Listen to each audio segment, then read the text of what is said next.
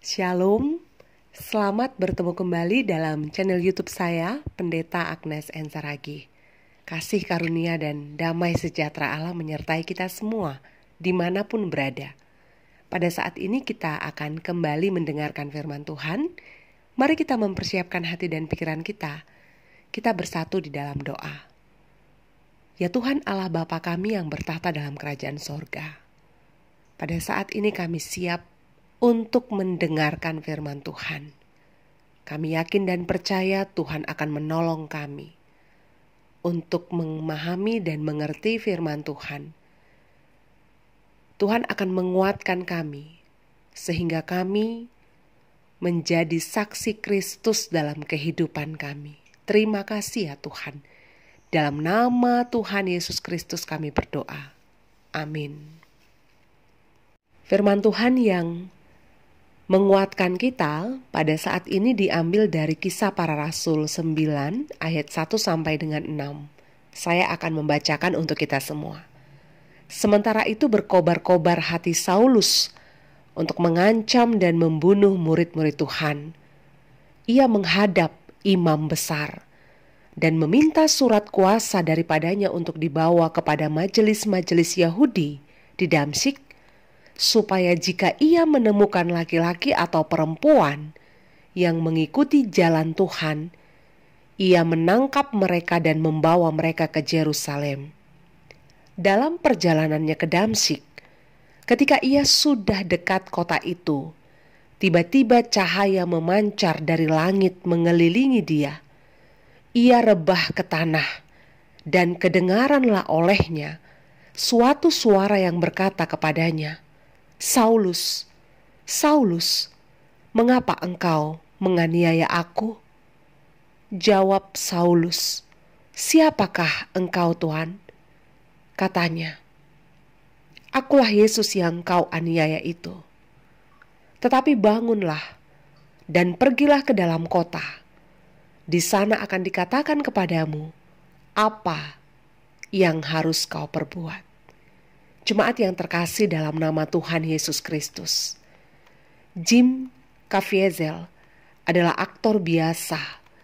Namun Mel Gibson, seorang aktor besar dan sutradara Hollywood yang terkenal, memintanya untuk memainkan peran utama dalam film The Passion of the Christ. Dengan pertimbangan yang panjang, Jim pun akhirnya menyetujui permintaan Mel Gibson. Saya mengutip kesaksian Jim dalam pembuatan film ini. Dia menyaksikan bahwa pembuatan film itu adalah pengalaman yang tidak terkatakan. Selama syuting, mereka semua benar-benar merasakan hadirat Tuhan melingkupi mereka. Seakan-akan Tuhan ada di situ menjadi sutradara. Jim mengatakan, semua kru yang terlibat dalam pembuatan film itu mengalami lawatan Tuhan, dan perubahan dalam hidup mereka terjadi. Salah satunya adalah pemeran prajurit Romawi yang non-Kristen mengalami perjumpaan dengan Allah. Usai adegan itu, ia menangis. Adegan itu sangat menyentuh hatinya, dan ia memutuskan untuk percaya dan mengikut Yesus. Padahal tujuan mereka datang adalah untuk panggilan pekerjaan, untuk mendapatkan uang. Namun pengalaman itu telah membawa mereka berjumpa dengan Tuhan. Jemaat Tuhan, Paulus adalah musuh kekristenan yang sangat kejam sebelum ia mengenal Tuhan. Ia menganiaya pengikut Yesus, memasukkan mereka ke penjara dan tidak segan-segan untuk menghukum mati orang Kristen. Keadaan ini tentu menjadi ancaman bagi perkembangan kekristenan pada saat itu. Sebab Paulus dengan jiwa muda dan semangat yang menyala-nyala mengerjakan misinya, bahwa orang-orang yang mengikut Tuhan harus menanggalkan iman percayanya. Mereka harus meninggalkan Yesus. Ini adalah tujuan Paulus. Pada ayat 1 dikatakan, berkobar-kobar hati Saulus untuk mengancam dan membunuh murid-murid Tuhan. mengapa hati Paulus begitu berkobar-kobar untuk mengancam dan membunuh murid-murid Tuhan? Karena Paulus adalah seorang Yahudi yang sangat taat dan tunduk kepada hukum Taurat. Dia adalah orang Farisi yang sangat menghormati dan menjaga keutuhan hukum Taurat. Bagi Paulus, kehadiran Yesus adalah ancaman. Kehadiran Yesus telah menghancurkan keutuhan hukum Taurat. Maka orang Farisi, termasuk Paulus, pada saat itu sangat membenci Yesus dan pengikutnya. Bagi mereka Yesus adalah musuh hukum Taurat. Maka siapapun yang mengikut Yesus adalah musuh yang harus dihancurkan, termasuk murid-murid Yesus. Jemaat Tuhan, tindakan berkobar-kobar ini ternyata dibarengi dengan aksi Paulus menghadap imam besar. Memang, kalau seseorang sudah cinta, dia pasti akan melakukan apapun ya. Sekalipun tindakan itu membahayakan nyawanya sendiri dan nyawa orang lain. Kecintaan Paulus terhadap hukum Taurat memberi semangat yang berapi-api untuk memperluas daerah sampai ke Damsyik, agar di sana ia bisa menangkap lebih banyak laki-laki dan perempuan yang mengikuti jalan Tuhan. Bayangkan saja, jarak tempuh ke Damsyik itu sekitar 240 km. Butuh waktu 6-7 hari di perjalanan. Namun semangatnya tetap menyala untuk menangkap pengikut Yesus. Lalu apa yang terjadi selanjutnya? Pada ayat 3 dijelaskan, dalam perjalanan ke Damsyik telah terjadi hal yang tidak diduga-duga. Hal yang sama sekali tidak terpikirkan oleh Paulus. Ketika ia sudah mendekati kota itu, hampir tiba di kota itu, bahkan Paulus sudah siap sedia ingin menganiaya orang Kristen. Nah, tiba-tiba ada cahaya memancar dari langit mengelilinginya. Lalu ia rebah ke tanah dan terdengarlah olehnya suara dari langit, "Saulus, Saulus, mengapa engkau menganiaya aku?" Jemaat Tuhan, saat Allah memanggil nama Saulus, ternyata pada saat itu Allah ingin menyaksikan bahwa Dia adalah Tuhan yang Maha Kuasa. Dia adalah Tuhan yang Maha Tahu. Tuhan mengenal dan mengetahui ciptaannya. Dan betapa terkejutnya Paulus pada saat itu.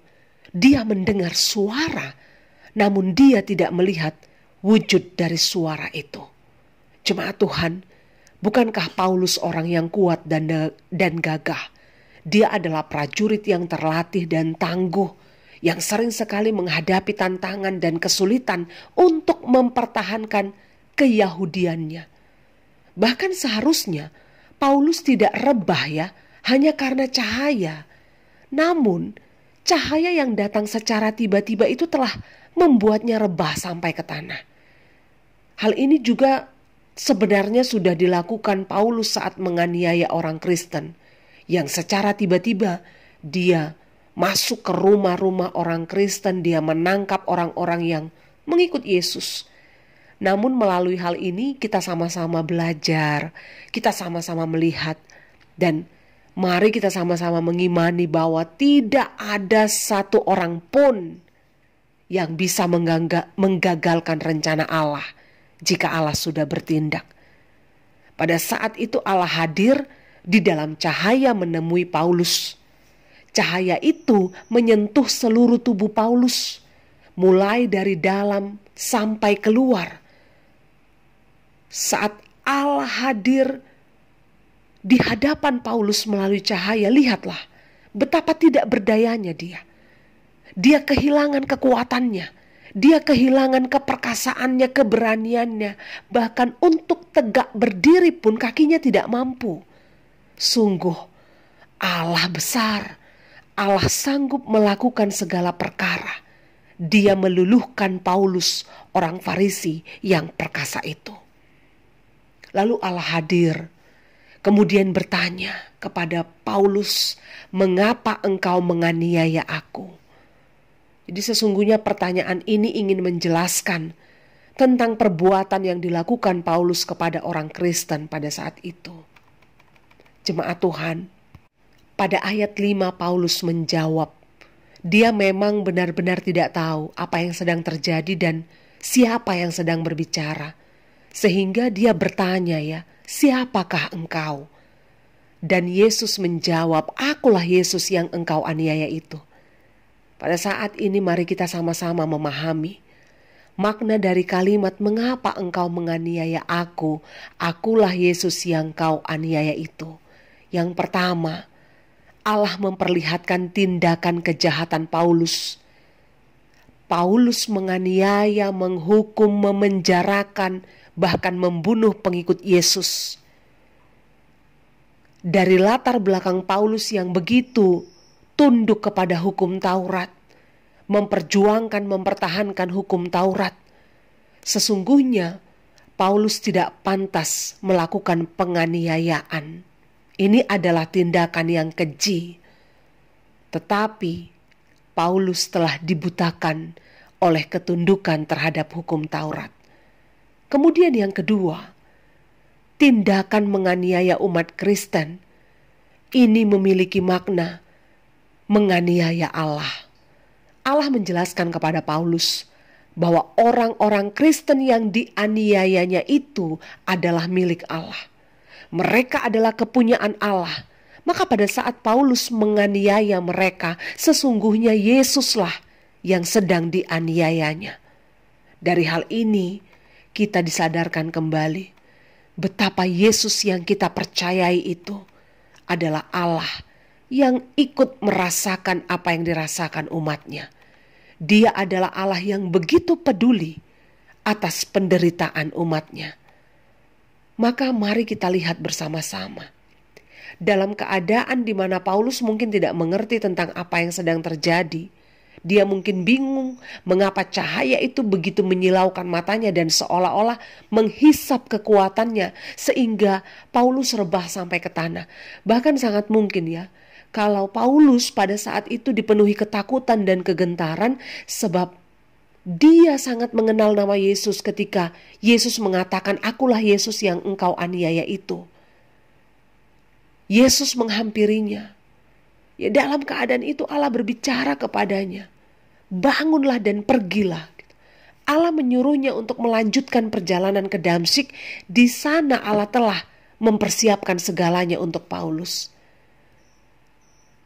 Dan hal yang menarik yang bisa kita pelajari bersama-sama dalam hal ini adalah saat Paulus berencana menangkap pengikut Yesus di Damsyik, saat itu Allah mengubah rencana Paulus. Ternyata Pauluslah yang ditangkap oleh Allah untuk menjadi pengikut Yesus. Jemaat yang terkasih dalam nama Tuhan Yesus Kristus, topik mingguan dalam minggu ini sungguh sangat memberkati kita semua. Perjumpaan dengan Yesus yang mengubahkan. Paulus telah memberi kesaksian bahwa ini bukan cerita dongeng, ya, tetapi ini benar terjadi, bahwa dia telah ditangkap oleh Allah. Zakeus juga mengalami hal yang sama. Saat dia berjumpa dengan Yesus, hidupnya telah mengalami perubahan. Bahkan murid-murid Yesus juga mengalami hal yang serupa. Saat mereka berjumpa dengan Yesus, ada perubahan yang terjadi dari penjala ikan menjadi penjala manusia. Jemaat Tuhan, pada saat ini ada beberapa hal yang harus kita renungkan bersama-sama. Semoga Roh Kudus menolong kita untuk bisa mengerjakannya dalam kehidupan kita. Yang pertama adalah, ku mau cinta Yesus selamanya. Saya mengutip ini dari lirik lagu rohani, ya. Karena memang cinta kasih yang terjaga akan menciptakan sikap yang siaga dan berjaga-jaga. Ada istilah yang mengatakan, kalau sudah cinta, apa saja menjadi bisa. Dengan kata lain, kalau seseorang sudah menaruh rasa cinta, rasa suka, maka ia akan berusaha untuk mempertahankan rasa itu. Tanpa diajari, dia akan berkorban untuk rasa itu. Orang yang bertindak dengan cinta kasih pasti lebih kuat sebab ada dorongan dari dalam hati. Paulus ternyata telah membuktikan ini kepada kita semua ya. Saat dia hidup di bawah hukum Taurat, Paulus sanggup melakukan apa saja untuk mempertahankan hukum Taurat, termasuk menganiaya pengikut Yesus. Sebaliknya, saat dia hidup untuk Allah, saat dia membuka hatinya untuk Allah, dia mengikut Allah dengan keputusan dari hatinya sendiri. Paulus menjadi pribadi yang rela mati untuk Allah. Rela mati untuk pekabaran Injil. Dia mengorbankan kehormatannya, ketenarannya, bahkan apa yang menjadi keuntungan telah dianggapnya sampah karena iman percayanya kepada Allah. Paulus telah meletakkan cinta kasihnya pada tempat yang seharusnya. Selama dia mengikut Yesus, selamanya dia setia, bahkan sampai mati pun dia tetap ikut Yesus. Jemaat Tuhan, pada saat ini firman Tuhan ingin menantang kita semua, menantang iman percaya kita. Apakah yang sudah kita lakukan untuk Allah? Mari kita menanyakan itu kepada pribadi kita masing-masing. Apa yang sudah kita berikan untuk Allah sebagai bukti cinta kasih kita kepadanya? Kalaulah kita mau sejenak merenungkan ya, berapa lamakah dalam satu hari waktu yang kita berikan untuk berdoa dan berbicara kepada Allah?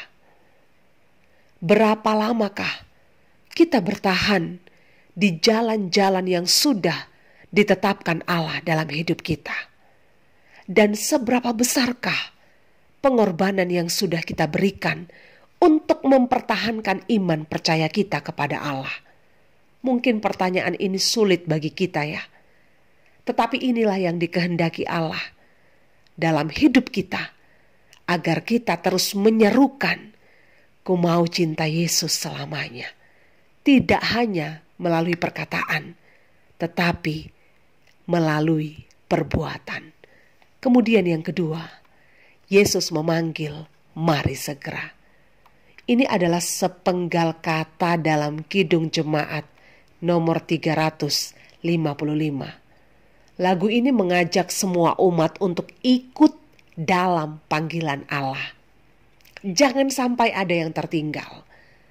Setiap orang yang mendengar, bergegaslah dan ikutlah jalannya Tuhan. Jemaat Tuhan, dalam Roma 10 ayat 17 Paulus mengatakan bahwa iman timbul dari pendengaran, pendengaran oleh firman Tuhan. Dalam kisah pertobatan Paulus, Allah secara langsung menemui Paulus. Allah berbicara dan memanggil nama Paulus dengan sangat jelas. Pada ayat selanjutnya kita melihat bahwa Paulus mendengar suara Tuhan dan memberi perhatian kepada suara Tuhan.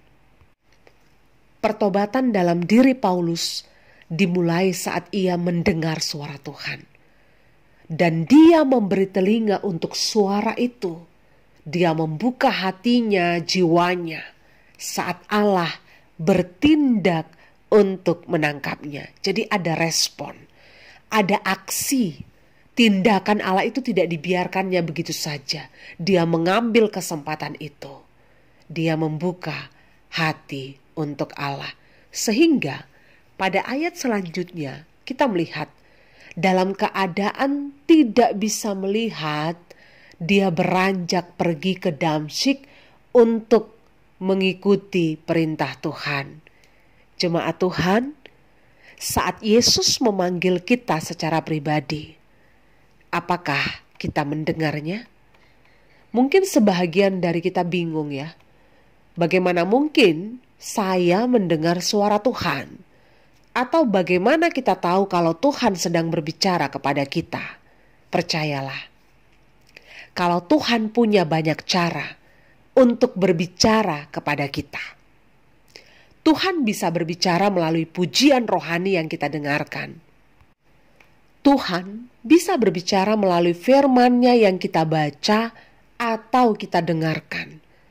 Tuhan bisa saja berbicara melalui orang-orang terdekat dengan kita. Bahkan Tuhan juga bisa berbicara melalui doa-doa kita atau kejadian-kejadian yang terjadi di sekitar kita. Maka pada saat ini, jemaat yang dikasihi Tuhan dimanapun berada, jangan keraskan hatimu. Percayalah kepada Allah. Saat Tuhan berbicara dan menangkap hatimu, jangan keraskan hatimu.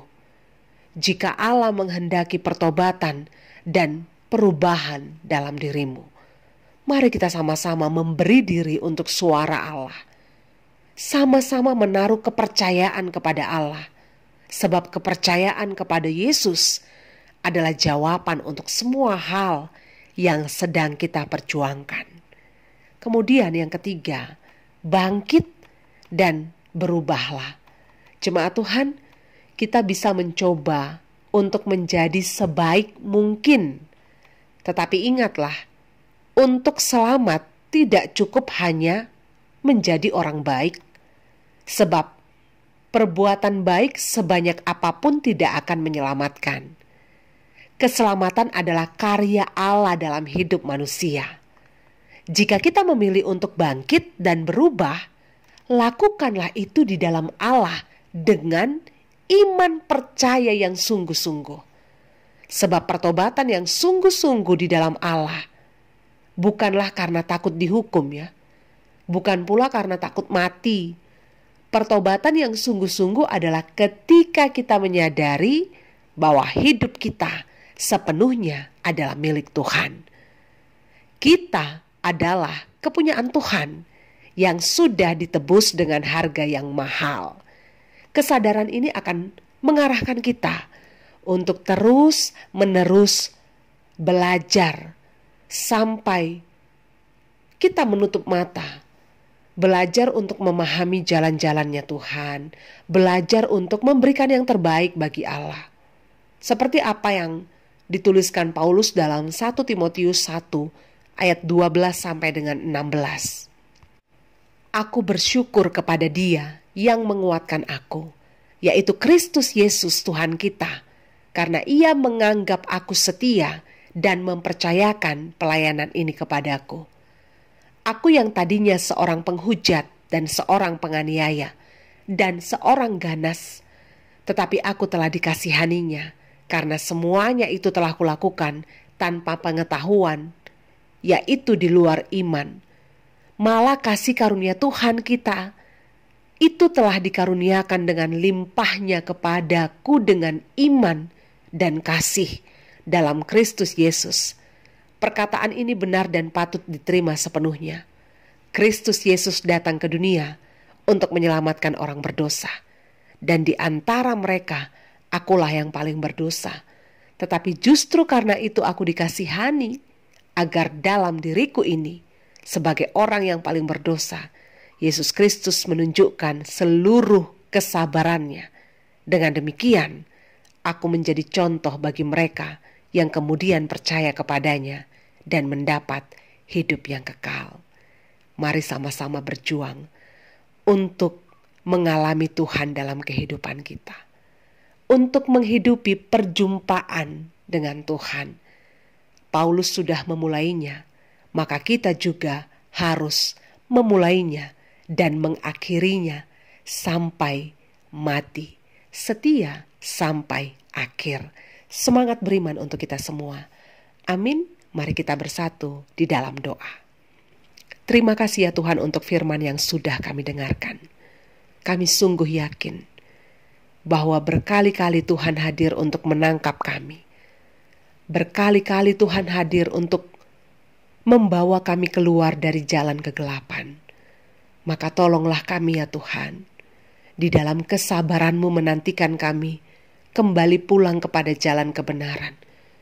Tariklah kami dan ajaklah kami ya Tuhan, untuk mau menjadi saksi bagi Tuhan, untuk mau memberitakan tentang keselamatan yang sudah Tuhan kerjakan dalam hidup kami. Berkati setiap jemaat-Mu dimanapun berada. Ada banyak hal yang mereka gumulkan ya Tuhan. Ada banyak hal yang mereka perjuangkan dalam kehidupan ini. Kami sungguh yakin ketika kami menyerahkan kepada Tuhan, ketika kami mengangkat tangan kepada Tuhan, Tuhan pasti akan menolong. Tuhan pasti akan turun tangan dan campur tangan untuk menguatkan kami, sehingga kami menjadi pemenang atas setiap apa yang kami perjuangkan bersama-sama dengan Tuhan. Terima kasih ya Bapa. Di dalam nama Tuhan Yesus kami berdoa. Amin. Shalom bagi kita semua. Tuhan Yesus memberkati.